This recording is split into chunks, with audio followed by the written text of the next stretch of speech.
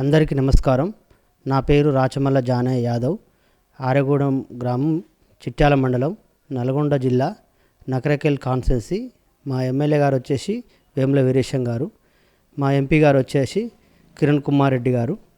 మా జిల్లా మంత్రివర్యులు కోమరెడ్డి వెంకరెడ్డి గారు, అలాగే ఉత్తమ్ కుమార్ రెడ్డి గారు. నేను 10th వరకు చదువుకున్నాను.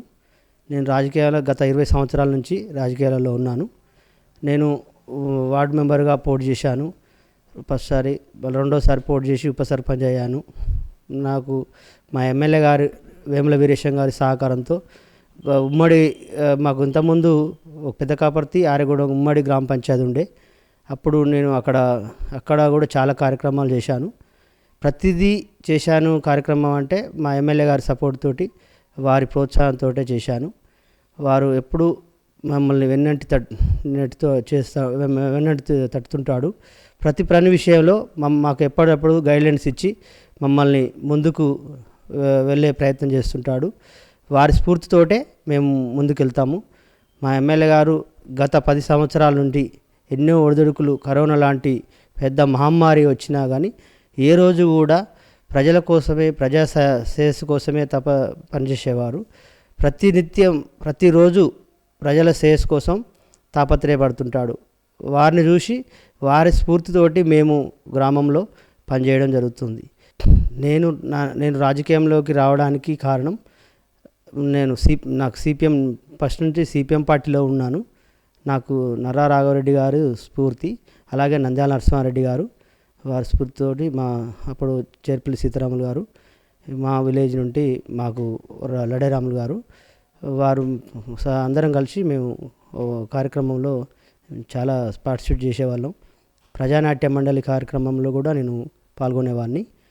అలాగే క్రమంగా నేను రాజకీయాల్లోకి వచ్చాను. నేను రాజకీయాల్లో చురుగ్గా పాల్గొంటున్న సమయంలో నాకు నకరకల్ ఎమ్మెల్యే వేముల వీరేశం గారు నాకు పరిచయం కావడం జరిగింది. వారి పని పట్ల, వారి నిబద్ధత పట్ల నేను ఎంతో ఆకర్షితులై వారి సమక్షంలో పనిచేయాలని, వారి సమక్షంలో నేను సిపిఎం పార్టీలో నుండి టీఆర్ఎస్లోకి చేరాను. వారి ఆదేశాల మేరకు నేను గ్రామంలో నాకు ఎన్నో అభివృద్ధి కార్యక్రమాలు ఇచ్చేవారు. పెదకాపర్తి గ్రామంలో కానీ, ఆరెగూడెం గ్రామంలో సీసీ రోడ్లు కానీ, డ్రైనేజీలు కానీ. మాకు పెదకాపర్తి గ్రామంలో చాలా వాటర్ సమస్య ఉండేది. మేము ఎమ్మెల్యే గారు ఫస్ట్ గెలిచిన టైంలో వాటర్ కావాలంటే ట్యాంకర్లతో కొనుక్కొని పోసుకునేవాళ్ళు. మేము పోయి వారి దృష్టికి తీసుకెళ్ళి, ఇది సంగతి పెదకాపర్తి గ్రామంలో చాలా వాటర్ సమస్య ఉంది అంటే తక్షణమే స్పందించి 20 బోర్లు వేయించిండు. 20 బోర్లు మీరు ఎక్కడ జ్యువాలిస్ట్ పంపిస్తున్నా, మీకు బోర్ బండి పంపిస్తున్నా, ఎక్కడ వీలైతే అక్కడ వేయండి. గ్రామంలో మంచినీటి సమస్య అనేది ఉండకూడదు. ప్రతి ఒక్క ఆడబిడ్డ బిందె పట్టుకొని బయటకు వెళ్ళకూడదు అనే నినాదం మాకు చెప్పాడు. అలాగే మేము 20 బోర్లు, 16 బోర్లు పెదకాపర్తిలో వేసాము. ఇక్కడ ఆరెగూడెంలో ఒక 2 బోర్లు వేసాము. తిరుమలనాథ స్వామి దేవస్థానం దగ్గర 2 బోర్లు వేసాము. దాంట్లో వాటర్ సమస్య అనేది పూర్తిగా తీరిపోయింది. అప్పటి నుండి మాకు ఎమ్మెల్యే గారు అంటే చాలా స్ఫూర్తి. ఏ పని తీసుకున్నా ఆయన పని అయ్యే వరకు తను నిద్రపోడు, మమ్మల్ని నిద్రపోనియాడు. అలాగే 10 సంవత్సరాల నుంచి వారి సమక్షంలో పనిచేస్తున్నాము. గ్రామంలో కూడా నేను ప్రతి కార్యక్రమంలో పాల్గొంటాను. మా బీదవారు అంటే నాకు చాలా ఇష్టం. పేదవారికి ఎప్పుడు సేవ చేయడమే నాకు ఇది. ప్రతి పేదవాడు చనిపోయినా, ఏదైనా పేదవాళ్ళల్లో ఉండి నాకు ఒక అన్నదమ్ముల భావనతో, ఒక చెల్లెల భావనతో మేము నన్ను కూడా చాలా ఒక బిడ్డలాగా, మా గ్రామస్తులు ఒక సొంత బిడ్డలాగా ఆదరిస్తారు. ఎప్పటికీ ఈ ఆదరణ అలాగే ఉండాలని నేను వాళ్ళ వెన్నంటి వాళ్ళు నాకు చాలా ప్రోత్సహిస్తుంటారు. అలాగే మా కార్యకర్తలు కూడా, మా కాంగ్రెస్ పార్టీ కార్యకర్తలు చాలా చురుగ్గా పాల్గొంటారు. మేము అందరం కలిసికట్టుగా ఎమ్మెల్యే గారు ఇచ్చిన పిలుపు మేరకు ప్రతి ప్రోగ్రాం చేస్తాము. ఇప్పుడు కూడా ముందు రాబోయే ఎలక్షన్లో కూడా మా కార్యకర్తల సహకారంతో, మా గ్రామస్తుల సహకారంతో ముందుకెళ్తాము. ప్రతిదీ మా ఎమ్మెల్యే గారి స్ఫూర్తితో, అలాగే మా ఎమ్మెల్యే గారికి మా జిల్లా మంత్రి గారు కోమటిరెడ్డి వెంకరెడ్డి గారు, వారు ఉత్తమ్ కుమార్ రెడ్డి గారు, వారు కూడా మా ఎమ్మెల్యే గారు సహకరిస్తారు. దాంతో మాకు ఎమ్మెల్యే గారు ప్రతి విషయంలో మమ్మల్ని ప్రోత్సహిస్తుంటాడు. ప్రతి కార్యక్రమము ఫస్ట్ ఎమ్మెల్యే గారు అక్కడ ప్రోగ్రామ్ చేస్తుంటే మేము ఇక్కడ స్టార్ట్ చేస్తాం. మేము వారే మాకు స్ఫూర్తి. 2013లో గ్రామ పంచాయతీ ఎలక్షన్ జరిగింది. అప్పుడు ఉమ్మడి గ్రామ పంచాయతీ పెద్దకాపర్తిలో ఉండే. అప్పుడు నేను ఎలక్షన్లో సిపిఎం పార్టీ నుండి గెలిచాను. నేను 2013లో గెలిస్తే 2014లో టీఆర్ఎస్ గవర్నమెంట్ ఏర్పడింది. అప్పుడు మా ఎమ్మెల్యే గారు, నేను సిపిఎం పార్టీలో గెలిచినా కానీ ఎమ్మెల్యే గారి ఆయన అప్పుడు నియోజకవర్గ ఇన్ఛార్జిగా ఉండేవారు. ఆ క్రమంలో వారి పని చూసి నేను ఆకర్షితులై నేను కూడా చాలా చురుగ్గా పాల్గొనేవారు. ఎమ్మెల్యే గారు ఉండి ఒకసారి నువ్వు పార్టీలోకి రావాలి, చురుకైన కార్యకర్త ఉండాలి, ప్రజలలో ఉండాలని వారు కోరడం జరిగింది. వారి కోరిక మేరకు నేను పార్టీలో ఉప సర్పంచ్ అయిన తర్వాత నేను పార్టీలో జాయిన్ అయినాను వారి సమక్షంలో. వారు కూడా పెద్దకాపర్తి, ఆరెగూడెం 2 గ్రామాలు అప్పుడు నేను సర్పంచ్ వేరే పార్టీ ఉండే, కానీ ఎమ్మెల్యే గారు నన్ను ప్రోత్సహించి ప్రతి విషయంలో నన్ను ముందుకు నడిపించేవారు. అలాగే గ్రామంలో ఏ చిన్న సమస్య వచ్చినా కానీ ఎమ్మెల్యే గారు దృష్టి తీసుకెళ్లేవాడిని. ప్రతి కార్యకర్త కానీ విలేజ్లో ఎవరైనా ఆరోగ్య సమస్యలు ఉన్నా ఇమ్మీడియట్లీ స్పందించి వారు పై హాస్పిటల్కి రిఫర్ చేసేవారు. వారు శక్తి మేరకు ఎక్కడ కూడా మనల్ని నమ్ముకున్న కార్యకర్త కానీ మన గ్రామస్తులు కానీ ఇబ్బంది పడొద్దు, మీ దృష్టికి వస్తే మీ దృష్టిలో సమస్య క్లియర్ అయితే ఓకే, లేదు అంటే నా దృష్టికి తీసుకురండి, నేను సమస్య క్లియర్ చేస్తా అని అప్పుడు అనేవాడు, ఇప్పుడు అనేవాడు. అదే స్ఫూర్తితో మేము ముందుకెళ్తా ఉన్నాం. మేము 2013 నుంచి 2018 వరకు మేము ఉప సర్పంచ్గా చేయడం జరిగింది. 2017 టైంలో మా గ్రామ విభజన జరిగింది. విభజన జరిగినప్పుడు నేను అక్కడ పెద్దకాపర్తిలో ఉన్నా కూడా అది నా సొంత ఊరులాగా చూసుకొని, ఆరెగూడెంలా సొంత ఊరులాగా చూసుకునేవాడిని. అక్కడ మేము ఎమ్మెల్యే గారి ప్రోత్సాహంతో సీసీ రోడ్లు కానీ డ్రైనేజీలు కానీ చేశాము. ఇక్కడ ఆరెగూడెంలో ఎమ్మెల్యే గారి స్ఫూర్తితోటి వాటర్ సమస్య లేకుండా ఒక 4 బోర్లు వేయించాము, 4 మోటార్లు పెట్టించాము. అలాగే సీసీ రోడ్లు మన చిన్నకాపర్తి రోడ్ నుండి అక్కడ ఆరెగూడెం ఫస్ట్ రోడ్ కాకుండా సెకండ్ రోడ్ ఉంటుంది. ఆ సెకండ్ రోడ్ నుండి సెంటర్ వరకు ఎమ్మెల్యే గారి సహకారంతో 10 లక్షలు పెట్టి సీసీ రోడ్డు వేయించడం జరిగింది. అలాగే మన డ్రైనేజీలు కూడా సుమారు ఒక 700-800 మీటర్లు డ్రైనేజు చిన్న సమస్య ఉండే, అది చేసుకోవడం జరిగింది. అలాగే మా ఎమ్మెల్యే గారు మళ్ళీ ఓడిపోయే సమయానికి ఒక డ్రైనేజ్ పెద్ద సమస్య మిగిలిపోయి ఉండే, అది ఇంతవరకు కాలేదు. ఇప్పుడు కూడా వారి దృష్టికి తీసుకెళ్ళాను. వారు వచ్చి చూశారు. ఈ తొందరలోనే ఈ సమస్యకు మనం పరిష్కారం చేద్దాం. గ్రామస్తులు కూడా ఆయన నమ్ముకొని భారీ మెజార్టీతో, వీరేశం గారు అంటే చాలా మా ఊర్లో అభిమానం ఉంటుంది, వారి నమ్ముకొని భారీ మెజార్టీతో ఆయనకు ప్రతిపక్ష పార్టీకి 290 ఓట్లు వేస్తే మా ఎమ్మెల్యే గారికి 700 ఓట్లు భారీ మెజార్టీ ఇవ్వడం జరిగింది.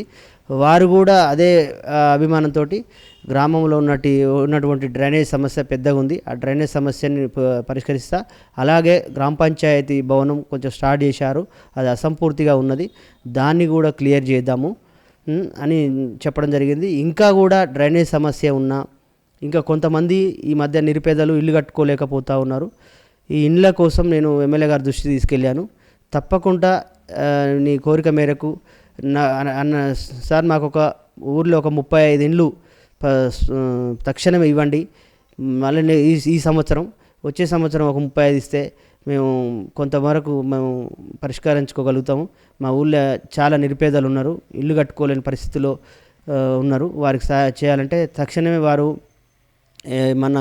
ఇంకా సర్వే చేయించడం, ఎవరైతే లేని వారు అందరికి సర్వే చేయించామని మమ్మల్ని ప్రోత్సహించారు. అందరితో సర్వే చేయించాము. సొంత ప్లాట్లు ఉన్నవారు ఉన్నారు, వారికి ఎమ్మెల్యే గారు కూడా హామీ ఇచ్చారు, పక్కా ఇల్లు మనం ఇందిరమ్మ ఇల్లు ఇద్దామని. తప్పకుండా అది నెరవేరుతుందని నమ్మకం నాకుంది. మా ఎమ్మెల్యే గారి ప్రోత్సాహంతో చేస్తాం. మాజీ ఎమ్మెల్యే చిరుమతి లింగయ్య ఓడిపోవడానికి కారణం తాను పని నేను ప్రజలకు పోకున్నా నేను ఇంట్లో ఉండి నేను గెలుస్తా, నాకు కేసీఆర్ అంటే డబ్బులు పంపిస్తాడు, డబ్బులతో గెలుస్తా అనే అంభావం తప్ప ఆయన ఏ రోజు ఊళ్ళలోకి వచ్చి ప్రజలలో ఉండి ప్రజలు పలకరించుడు, అని చేయలేదు. ఏదో ఒకరిద్దరు కార్యకర్తలని పిలిపించుకొని ఊరు ఎలా ఉంది, ఈ వాళ్ళు డబ్బ కొట్టడం, ఆయన కూడా ఊరు ఓకే అంత బాగుంది అనుకోవడం, ఆయన దానికి ఆయన నిదర్శనం. ఆయన ప్రజలలోకి రాలేదు. అదే వేముల వీరేశం అనే వ్యక్తి కరోనా లాంటి 2019లో కరోనా లాంటి మహమ్మారి వస్తే ఏ ఒక్క రోజు కూడా ఇంట్లో ఉండకుండా, తాను ఓడిపోయినా అనే కుంగిపోకుండా ప్రతిరోజు ప్రజలలో ఉండి కరోనా వచ్చిన వ్యక్తిని చేతితో పట్టుకొని నేనున్నా అనే ధైర్యం ఇచ్చి, మమ్మల్ని ఊరికొక 2-3 ఎంకరేజ్ చేసి, ఊర్లో ఎవరికి అయితే కరోనా ఉంది ఎవరికి అని ఊర్లో తిరగమని మేము ప్రతిరోజు రిపోర్ట్ ఇచ్చేవాళ్ళం. తను వీళ్ళు చూసుకొని వచ్చి వాళ్ళ ఇంటికి వెళ్ళి వాళ్ళకు కరోనా కిట్లు అనేది ఆయుర్వేద కిట్లు తెచ్చాడు. ఆయుర్వేద కిట్టు ప్రతి ఇంటికి ఇచ్చాం. ఎవరైతే కరోనా బారిన పడ్డారో వాళ్ళ ఇంటికి స్వయంగా ఎమ్మెల్యే గారిని తీసుకొని, ఆయన మాజీ ఎమ్మెల్యే అప్పుడు, ఆయన తీసుకొని వాళ్ళ ఇంటికి వెళ్ళి కరోనా కిట్లు ఇచ్చి వాళ్ళకు ధైర్యం మేమున్నాం అని చెప్పేవారు.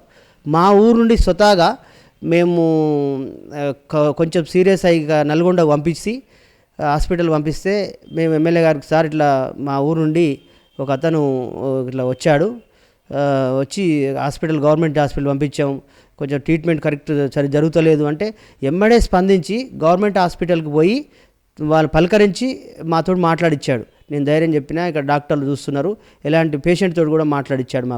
మాకు అదే స్ఫూర్తి. మా ఊళ్ళో జనాలకు కూడా అదొక నమ్మకం.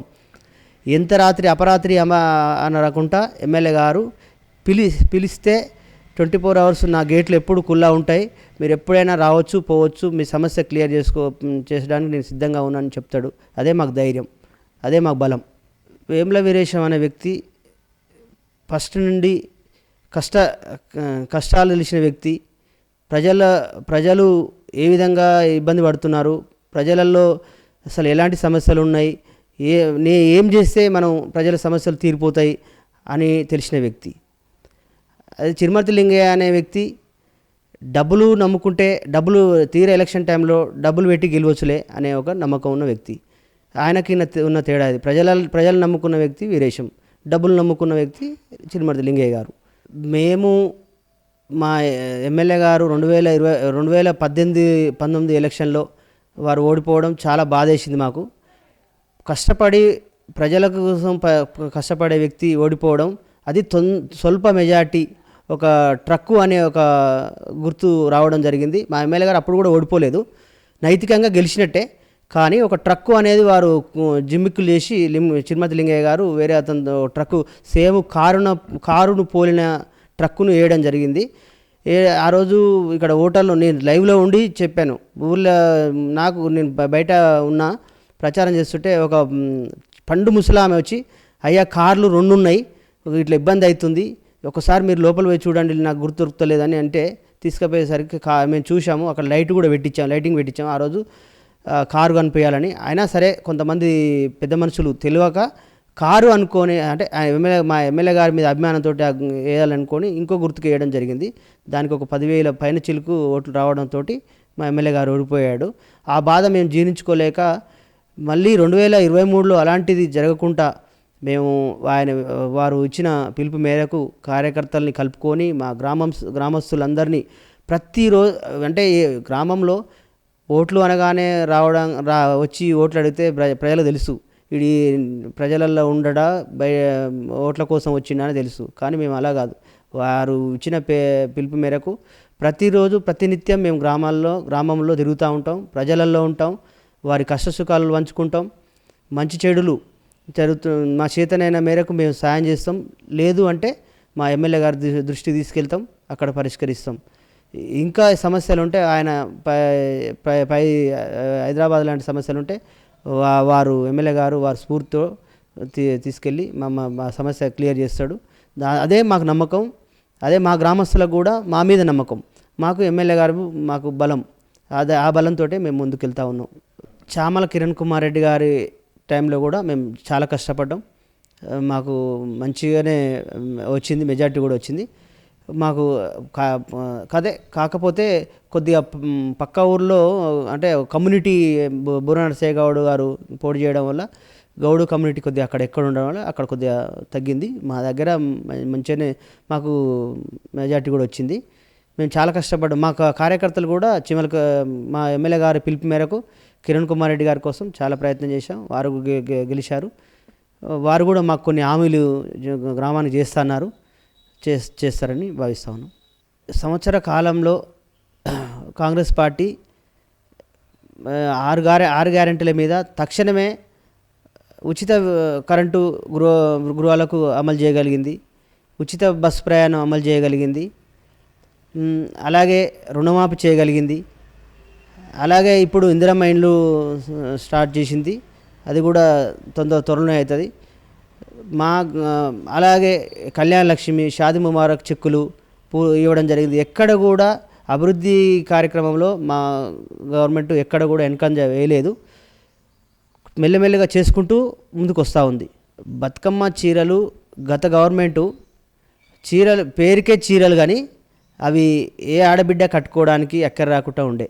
అది మా ముఖ్యమంత్రి గారు, మా పార్టీ మా మంత్రులు, ఎమ్మెల్యే గారు అందరు చూసి వాళ్ళ దృష్టికి, అంటే గతంలో ఏం జరిగింది, మనం ఆ తప్పు చేయొద్దు, మన ఆడబిడ్డలకు ఆత్మగౌరవంగా ఏది ఇచ్చినా ఆత్మగౌరవంగా ఉండాలనే ఉద్దేశంతో ఆ చీరల్ని ఇవ్వకుండా మంచి చీరలు ఇద్దామని ఆలోచన. కానీ పండుగ టైం దగ్గరకు వచ్చింది, అప్పుడు చేయలేకపోయారు. ఈసారి చేద్దామనే ఆలోచనలో ఉన్నారు వాళ్ళు. తప్పకుండా వారు ఏదైతే హామీలు ఇచ్చారో అది కంపల్సరీ నెరవేరుస్తారు అనే నమ్మకం మాకుంది, మా ప్రజలకు కూడా ఉంది. కాంగ్రెస్ పార్టీ రెడ్ల రాజ్యం అనుకోవడానికి ఏం లేదు. కాంగ్రెస్ పార్టీలో అందరికీ సముచిత స్థానం ఉంది. అలా అంటే మన ఉప ముఖ్యమంత్రి గారు బట్టి విక్రమార్క లేరా, మన మంత్రి గారు కొండ సురేఖ గారు లేరా, అదే మన ఎమ్మెల్యే గారు వీరేశం గారు లేరా, మన పక్క మందుల సామేల్ గారు లేరా, అలా ఏం లేదు. అభివృద్ధి కార్యక్రమంలో అందరూ పాల్పంచుకుంటారు, వారు కూడా అట్లా ఏమనుకోవట్లేదు. మేమైతే ఇక్కడ ప్రజాపాలన నిర్వహించాము. దరఖాస్తులలో ఎక్కువ దరఖాస్తులు ఇండ్ల మీద వచ్చాయి, రెండోది రేషన్ కార్డుల మీద వచ్చాయి. గత గవర్నమెంటు 10 సంవత్సరాలు గడిచిన ఒక్క రేషన్ కార్డు కూడా ఇవ్వలేదు. అలాగే పెన్షన్స్ కూడా అప్పుడు ఇచ్చిన పెన్షన్లు మళ్ళీ కొత్త పెన్షన్లు ఇవ్వలేదు. అందుకని మా గౌరవ ముఖ్యమంత్రి రేవంత్ రెడ్డి గారు ప్రజాపాలన చేయించి మనం ఎవరికైతే ఏం తక్కువ ఉంది, ప్రజలు ఏం ఆలోచిస్తున్నారు అనే ఉద్దేశంతో ఆ ప్రజాపాలన పెట్టడం జరిగింది. దాంట్లో ఎక్కువ శాతం ఇండ్లు, పెన్షన్స్, రేషన్ కార్డుల మీద దరఖాస్తులు రావడం జరిగింది. వారు కూడా అది గ్రహించారు. ఇప్పుడు మననే అనౌన్స్ చేశారు, ఫస్ట్ ఇండ్లు, రేషన్ కార్డులు ఇద్దామని కూడా అన్నారు. చాలా సంతోషపడుతున్నారు గ్రామాలలో జనం. అలాగే పెన్షన్స్ కూడా కొత్త పెన్షన్స్ ఇస్తామన్నారు. అది కూడా చాలా శుభపరిణామం, సంతోషం. ఎందుకంటే వారు గెలవక ముందుకు ప్రజలలో తిరిగి ప్రజల సమస్యలు ఏంది, ప్రజల కష్టాలు ఏంది తెలుసుకున్నటువంటి వ్యక్తి. కాకపోతే కొంత వెనుకబాటు అంటే సమస్యలు మన ఇచ్చిన హామీలు కొద్దిగా కుంటుపడడం కారణం ఏంటంటే గత గవర్నమెంటు కోలుకోలేకుండా ఎక్కడ చూసినా దోపిడీ చేయడం జరిగింది. అది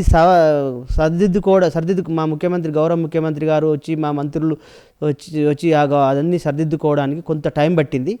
కానీ జనం కూడా అది నమ్ముతూ ఉన్నారు. అది మొత్తం అక్కడ లూటీ చేసిర్రు, అది సరిదిద్దుకొని మనకు న్యాయం చేస్తారు అనుకుంటున్నాం. కంపల్సరీ అది జరుగుతుంది. ఇండ్లు ఇస్తాడు, పెన్షన్లు ఇస్తాడు, రేషన్ కార్డులు ఇస్తాడు, నమ్మకం ఉంది. 100% ప్రజాపాలనలో అది జరుగుతుందని మాకు కూడా నమ్మకం ఉంది. బీసీలు వెనుకపడిపోవడానికి కారణం అంటే వెనుకపడి ఏం లేదు. కాకపోతే ఒక ఎమ్మెల్యేలుగా మనకు అక్కడ ఫస్ట్ నుంచి మన బీసీ కమ్యూనిటీ కొంచెం అంటే విద్యాపరంగా ముందుకు వెళ్ళలేదు.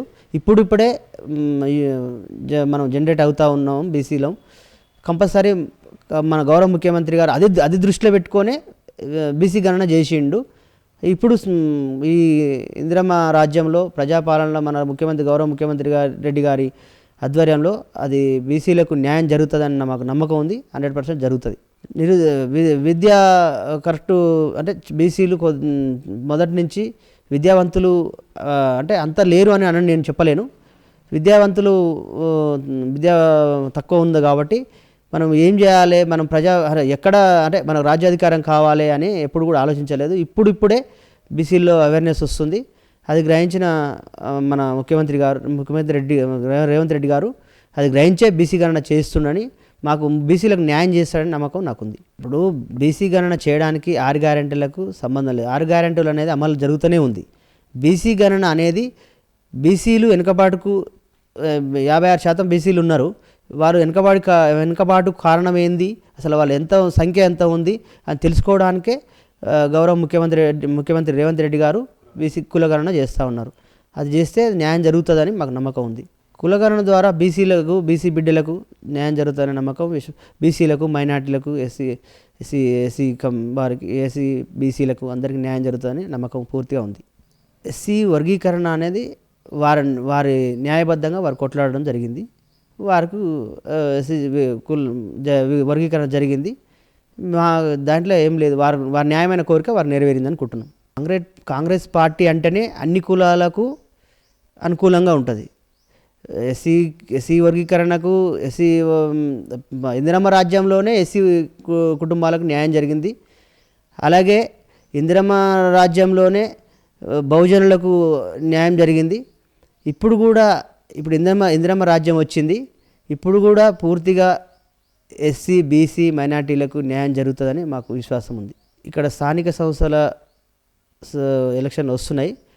మా గ్రామస్తుల ప్రోత్సాహంతో, అలాగే మా కార్యకర్తలు, మా కాంగ్రెస్ పార్టీ కుటుంబ సభ్యుల ప్రోత్సాహంతో, మరియు మా గౌరవ ఎమ్మెల్యే గారి స్ఫూర్తితోటి మా ఎమ్మెల్యే గారు నేను సామాన్య కార్యకర్తగా పనిచేశాను ఇప్పటివరకు.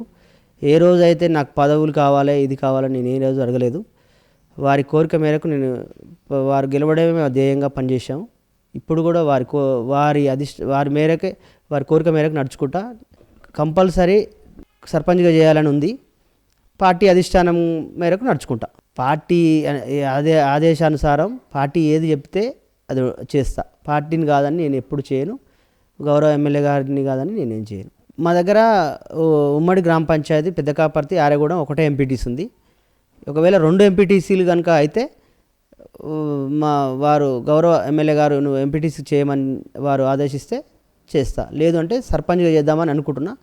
అది కూడా పార్టీ ఆదేశానుసారం పార్టీ చెప్పిన నిర్ణయానికే చేస్తా. లేదు సామాన్య కార్యకర్తగా పనిచేయమంటే పనిచేస్తాను. ప్రజలు నా మీద నమ్మకం పెట్టుకున్నారు. గత 10-15 సంవత్సరాల నుంచి నేను ఏ రోజు ప్రజలలో లేకుండా లేను. నా ఉన్న శక్తి మేరకు ప్రజలకు సేవ చేసుకుంటూ వచ్చాను. దానికి తోడు మా ఎమ్మెల్యే గారి సహకారం నాకు పూర్తిగా ఉంది. ప్రజలకు కూడా ఏదైనా చేయగలడనే, తనైతేనే చేయగలడు అనే నమ్మకం ఉంది. అలాగే నాకున్న కాంగ్రెస్ పార్టీ కుటుంబ సభ్యులు, కార్యకర్తలు కూడా నన్ను వెన్నంటి తట్టుతున్నారు. నేను పోటీ చేయమని చెప్తున్నాను, నేను చేద్దామని అనుకుంటున్నాను. తప్పకుండా నేను ఒక బీసీ బిడ్డని కదా, నాకు ఆ కోరిక ఉంటుంది కదా. అలేరు ఎమ్మెల్యే గారు ఇప్పుడు బీర్ల ఐలయ్య గారు మంత్రి పదవికి అర్హుడు.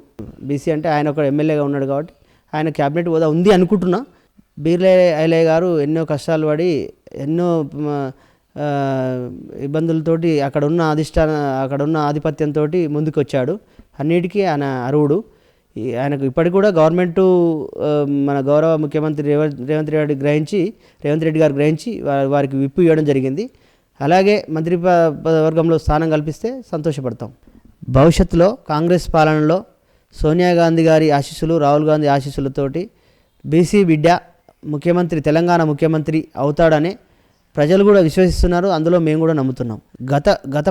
గత గవర్నమెంటు డ్రగ్స్ మీద ఎన్నోసార్లు చేసింది. అక్కడ ఆ గవర్నమెంట్లో ఉన్న మంత్రులే డ్రగ్స్ బారిన పడిన మంత్రులు. దానివల్ల డ్రగ్స్ను కంట్రోల్ చేయలేకపోయారు. కానీ కాంగ్రెస్ పార్టీ వచ్చిన తర్వాత, ఇందిరమ్మ రాజ్యం వచ్చిన తర్వాత గౌరవ ముఖ్యమంత్రి రేవంత్ రెడ్డి గారు సమీక్ష చేసి మన గ్రామాలలో మన యువత చెడిపోవడానికి కారణం ఏందని వారు ఆరాధీసి డ్రగ్స్ అనే మహమ్మారిని పూర్తిగా దాదాపు నిర్మూలించడం జరిగింది. డ్రగ్స్ అనేది గత గవర్నమెంట్కు ఇప్పుడు పోల్చుకుంటే చాలా తగ్గింది.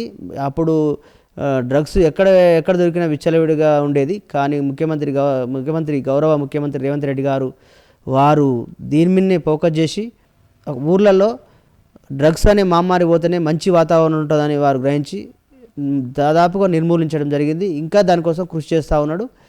తప్పకుండా అది జరుగుతుందని ఆశిస్తూ ఉన్నాను.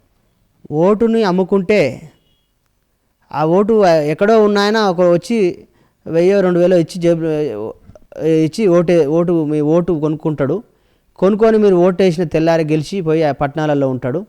పట్టణాలలో మీ ఆపదకి సాపదకి మధ్యరాత్రి దగ్గర ఏమైనా ఆపద వచ్చినా ఉండే పరిస్థితి లేదు. కానీ మేము అనునిత్యం గ్రామంలో ఉండి మీ బిడ్డగా ఉండి మీకు ఎంతో శ్రమించి అర్ధరాత్రి మీరు డోరు కొట్టినా మీ వెన్నంటి ఉండి మీ కష్టసుఖాలలో పంచుకొని చేస్తామని. అందుకే ఓటు అనే ఒక ఆయుధాన్ని ఓటు అమ్ముకోకండి. స్థానికంగా ఎవరైతే న్యాయం చేస్తారో, మాకు ఎవరైతే కష్టపడతారో మా కోసం అనే వ్యక్తిని ఎన్నుకోండి. అప్పుడే ఓటు ఒక న్యాయం జరుగుతుంది. మన బిఆర్ అంబేద్కర్ గారు మనకు ఓటు ఉండాలనే ఒక ఆయుధం, ఓటు హక్కు అనేది చాలా అమూల్యమైనది. ఆ ఓటుని అమ్ముకోవద్దని ప్రజలకు విజ్ఞప్తి చేస్తా ఉన్నాం. మా ఆర్యగూడెం గ్రామ ప్రజలకు, అలాగే మా చిట్యాల మండలం ప్రజలకు, మా నకరికల్ నియోజకవర్గ ప్రజలకు సంక్రాంతి పండుగ శుభాకాంక్షలు తెలియజేస్తూ, అలాగే దుర్గం టీవీ వారికి కూడా నూతన సంవత్సరం మరియు సంక్రాంతి శుభాకాంక్షలు తెలియజేస్తున్నాం.